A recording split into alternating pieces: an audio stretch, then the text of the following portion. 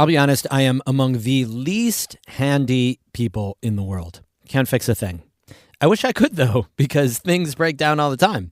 And I love those things, or I just don't want to buy another one. And I don't want to add more garbage to the world. I have a feeling I'm not alone, because Canton just organized a whole event to bring handy and non-handy people together to fix stuff and keep it out of the landfill. We visit Repair Fair on today's Story of the Day. Support for Story of the Day comes from Morja Wealth Management, serving the North Country for 3 generations. MorjaWM.com. Securities offered through Hightower Securities, LLC, member FINRA, SIPC. Hightower is an SEC-registered investment advisor. And Kinney Drugs, now offering specialized home medical equipment and supplies. Learn more at kinneyhomecare.com. Hey, I'm David Sommerstein. It's Tuesday, June 24th. First up, today is primary day across New York. Voters will narrow down the field for November races across the state. Amy Feiereisel has more. Due to the recent rise in temperatures, Governor Kathy Hochul approved legislation that allows voters to receive food and water while waiting in line. Polls will be open today until 9 p.m. You can find your local voting information on your County Board of Elections webpage. New York is a closed primary state, so voters are only eligible to vote in primaries if they're registered with the party holding them. In the North Country, there are several important races. There are Republican primaries for town supervisors in a few communities in Essex, Lewis, Jefferson, and Warren counties. In Watertown, 8 candidates are running for 2 seats on the city council, an unusually crowded field. Voters will decide on 4 to move forward to the November election. In the Glens Falls mayoral race, 2 candidates are vying for the Democratic nomination. That's current Mayor Bill Collins and 3rd Ward Councilwoman Diana Palmer. In a story last week, we mistakenly reported that this would decide the mayoral race, as there are no other candidates running. But because Collins has the Conservative Party line, and both Collins and Palmer have filed for independent party lines, the 2 will likely face off again in November. But only one will have the Democratic nomination, which Glens Falls Democrats will decide today. Amy Feiereisel, North Country Public Radio. The heat wave we're in the middle of set records across New York yesterday. Data from the state's Mesonet weather stations found 26 sites logged new records, led by Ticonderoga in Essex County, which recorded a temperature of 98.3 degrees. Whitehall logged a heat index value of 117 degrees, the highest in the weather system's history. It beat a previous heat index high of 111.3 degrees set in July 2019 in Dutchess County. The state Mesonet system is run by SUNY Albany and has more than 125 weather stations, including about 24 in the North Country. Governor Kathy Hochul wants to build the first nuclear power plant in New York in a generation. Speaking at a power plant near Niagara Falls on Monday, Hochul said nuclear energy can help the state meet its energy demands that wind and solar energy can't. If we don't increase our capacity over the next decade, we will see rolling blackouts and other disruptions. You see them in other states. Hochul is directing the New York Power Authority and the Department of Public Service to develop and build the plant. A nuclear power plant that generates 1 gigawatt of electricity would be able to power 1 million homes. Hochul said now is the time to invest in nuclear for upstate New York. So to power New York's future, we need 3 things: reliability, affordability, and sustainability. And nuclear drives all 3. The governor is also seeking the help from private investors as well as from the White House to accelerate the project. President Trump last month signed a series of executive orders intended to quadruple domestic production of nuclear power by 2050.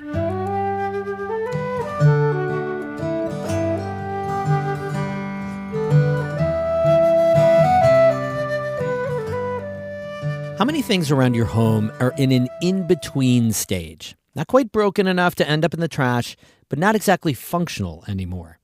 A new event in Canton showed people how to keep their stuff out of the trash and in working condition. Catherine Wheeler reports from Canton's Repair Fair. Carol Budd and Ann Heidenreich are hunched over a sewing machine. Bud carefully deconstructs it, pulling out the bobbin, the plate, the bobbin holder. She reveals what's been lying beneath. Lots and lots of fuzz. Oh, my. Oh, yeah. Yeah, you've got a lot lot of stuff in here. Heidenreich didn't know how to clean the sewing machine herself. Today, Bud is showing her how to do it. And all I'm doing, Ann, is just taking my little Q-tip and finding the fuzz, pulling it out, and see how thick it is. Heidenreich says the lesson is a game changer. I've taken it out to be cleaned and serviced, but I've never done this myself. And so now I know. This is great.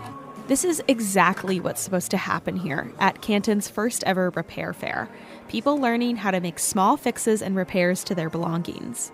We thought creating an event around cost savings, like affordability, around reducing waste, but also like building a culture of repair would be something that would appeal to our community. That's Dustin Bowman. He's on Canton's Sustainability Committee, which organized the event. Bowman says today is only half about learning ways to fix the things we have instead of buying new and keeping stuff out of our landfills. It's also about repairing the community. When we think about sustainability, it's not just the environment or conserving our planet. It's also like, are we building community? Are we finding each other? Inside Canton's pavilion, the repair fair's volunteer fixers are spread out with tools in hand, ready to help. Tom Vandewater is trying to put a chain back on a bike that couldn't go uphill. We were just talking about not getting frustrated by inanimate objects. In lieu of a bike stand, he's balancing the bike seat on the back of his neck, holding the handlebars with one hand and spinning the wheel with the other, waiting for just the right sound.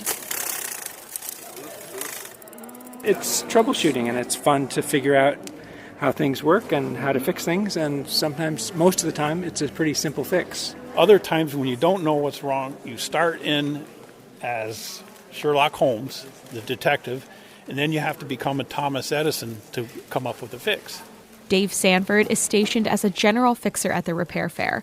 Today, he's consulted on a wringer washer and a weed whacker, fixed a purse, and some radios. He says repairing is a mindset. It starts with the mantra, nothing ventured, nothing gained. People psych themselves out because a lot of people that know complicated medical skills or nursing skills or teaching or music, and they're all freaked out at the idea of fixing something. And it really is a similar thing. It's step by basic principles, and you can teach it to yourself. That's how Denny Moriel got into his current position, in front of an overturned footstool with a missing leg. Basically, I'm scraping away the old glue, and I'll sand it down and then put fresh glue on and clamp it up. Moriel says he volunteered for the repair fair because he knows what it's like to get started learning new things. He has some simple advice. Start with one project, just get the tools you need for that project, just learn the skills you need for that project, and go from there. And then with each further project, look for things that will encourage you to add one tool to your set and add one skill to your set. Across the room, the Canton Free Library has a table to remind people that a fix-it journey doesn't have to start with buying new things either. You can check out loaners from their tool library, just like you would a book. Think sewing machines, power drills, or bike repair supplies. The fair visitors are taking full advantage of the expertise around them. Cassandra Bolish brought in a small cart full of things, an umbrella with a broken tip, a sweatshirt that needed hemming. Along the way, she even picked up new plants from one volunteer. She says she's inspired by the way the fixers worked together, exactly what the organizers were hoping for. One woman helped me by bringing my project to another woman to help, so it's like a doctor giving you a referral. Not everyone's going to have every skill, but everybody has something they can bring to the table. The repair fair ended with a fix rate of 99%. So those broken headphones or that chair in your basement has a really good shot at a second life and staying out of the landfill. Catherine Wheeler, North Country Public Radio in Canton. We have more news all the time on our website, ncpr.org. Music today by I Am Snow Angel of Lake Placid and Dan Berggren of Ballston Spa. I'm David Sommerstein, North Country Public Radio.